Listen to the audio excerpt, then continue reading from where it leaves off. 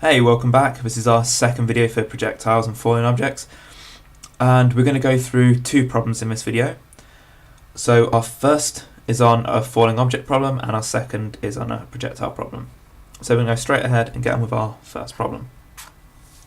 So in problem 1 we have a university lecturer is hand gliding with a velocity of 15 meters per second.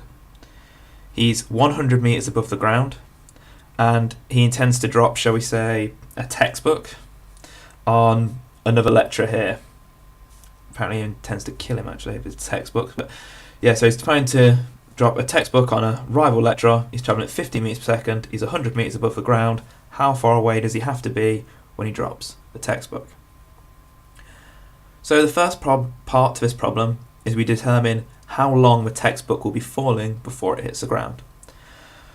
So what we can use is we can use the S equals UT plus half AT squared. And we can say, right, so this is in the Y direction. So the Y direction has no initial component of velocity. So we get rid of this term here. So now we're left with the half AT squared. We know that S is our height h. And if we just multiply everything by 2 before we go on, so we can get rid of the half, and we have 2h equals our A is acceleration due to gravity g, and our time t squared.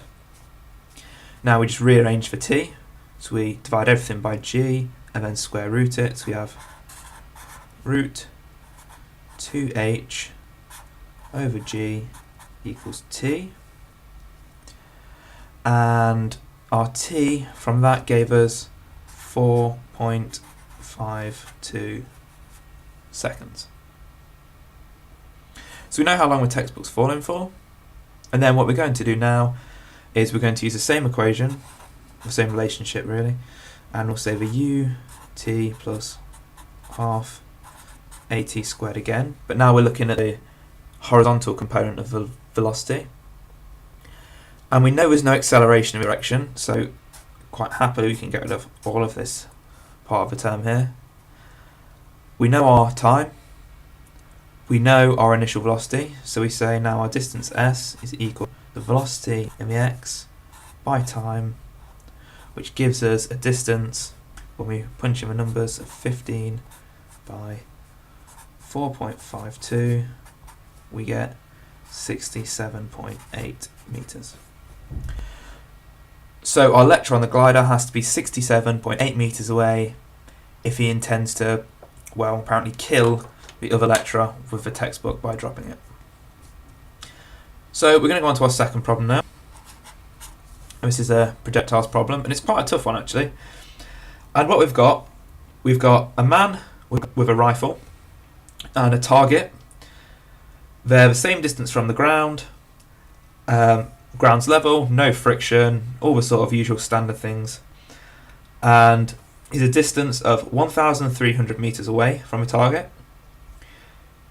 His rifle has a muzzle velocity of 120 meters per second, and we have to work out the angle theta at which his rifle has to be inclined to the horizontal so that he can hit the center of the target and make his shot. So to start this off, we're going to consider this point just here in the center, and we're just going to call this time t. And at this point here, our velocity in the y direction, our final velocity, is equal to 0. And now if we use our relationship of v equals u plus at, so this is equal to our initial velocity in the y and plus g t. Yep, u by t. What we should consider here is acceleration and velocity of vectors. So our initial velocity is going up and our gravitational pull acceleration is going down. So this is actually, in this case, minus 9.8. Now from there, we're going to rearrange this to solve t.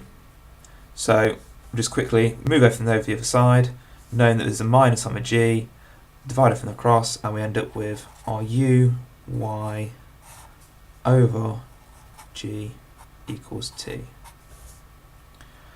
So we have a minus there. So what we'll do is we'll just treat as minus g equals minus that.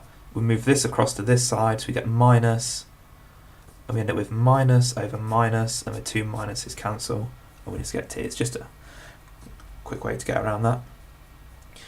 We also know that our distance across here, s, is equal to 1,300, which is also equal to our initial and final velocity of the x is the same, so I'm just putting v of x, no need to put u's in, by t,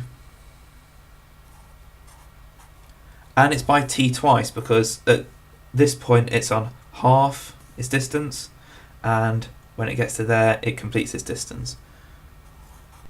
So we'll just carry on from where we left off. So what we're going to do is now we're going to multiply s by both sides. So we have s by u, y over g equals st. We're going to evaluate both of our s's here, and on this side we're just going to keep it as an s, but we're going to be using the 1,300 later on, and on this side we're going to use the relationship here, vx by t by 2. So we now say that vx uy t2 over g equals ts, and that means we can just go straight ahead and get rid of our t's. We'll go to our next step, and what we're going to do is now we're going to move the g across to this side.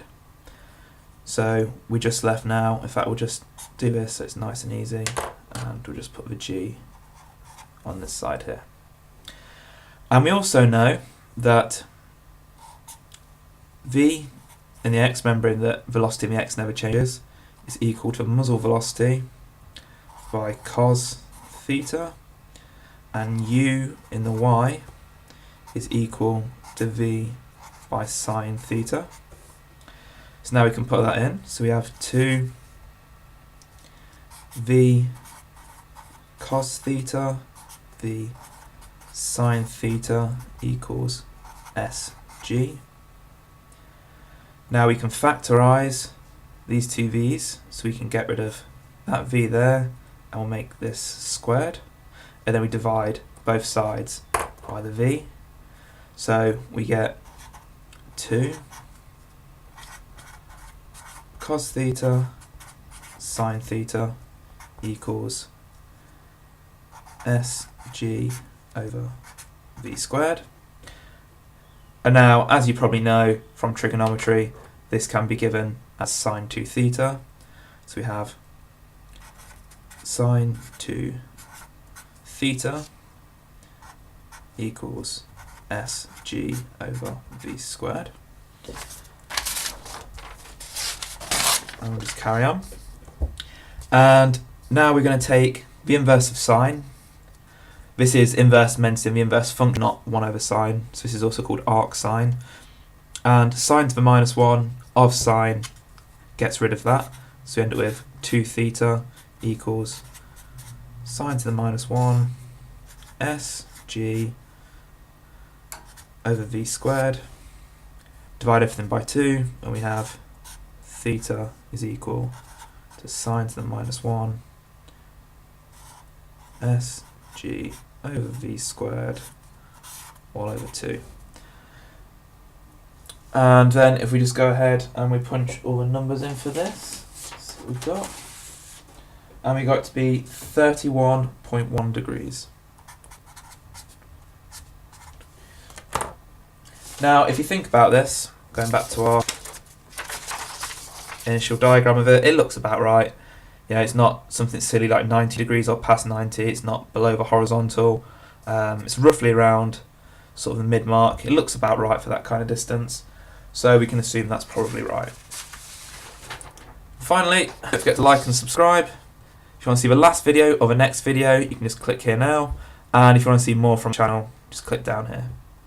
Thank you.